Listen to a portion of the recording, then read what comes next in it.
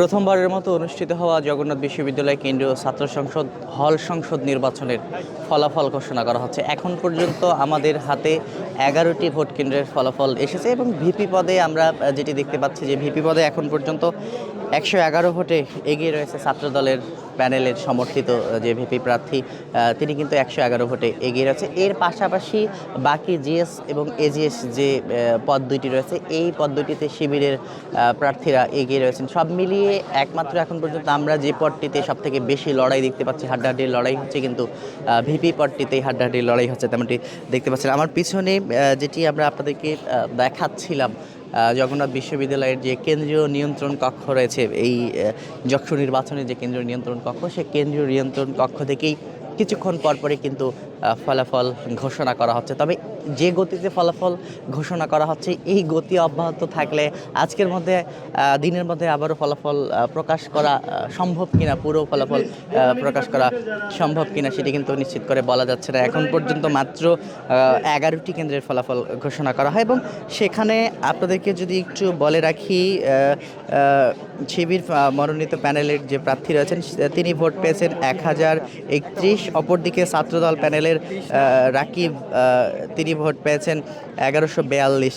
এর পাশাপাশি জিএস পদে আব্দুল আলিম শিবির মনোনীত তিনি পেয়েছেন 1076। খাদিজা তিনি পেয়েছেন ছাত্রদল মনোনীত তিনি পেয়েছেন 570। এর পাশাপাশি আরেকটি বিষয় যদি বলি, এজিএস পদে এজিএস যে পদটি রয়েছে সেই এজিএস পদেও কিন্তু শিবিরের প্রার্থীরা এগিয়ে রয়েছে তেমনটি কিন্তু আমরা দেখতে পাচ্ছি। শিবিরের যে প্রার্থী রয়েছে মাসুদ রানা তিনি পেয়েছেন 1020 ভোট।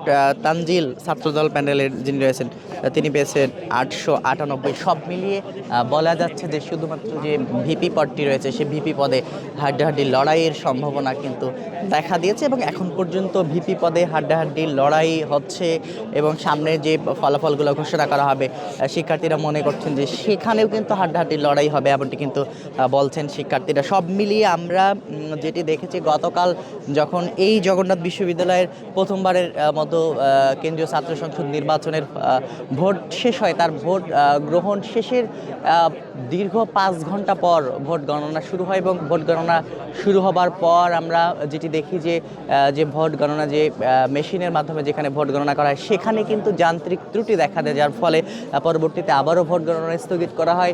এরপরে আবারও প্রার্থীরা যারা রয়েছেন বিশেষ করে ভিপি জিএস এজিএস সহ সেই প্রার্থীদের সঙ্গে আলোচনা করেই কিন্তু পরবর্তীতে আমরা দেখি যে আবারও নতুন করে ভোট গণনা শুরু হয়েছিল, তেমনটি কিন্তু আমরা দেখেছিলাম।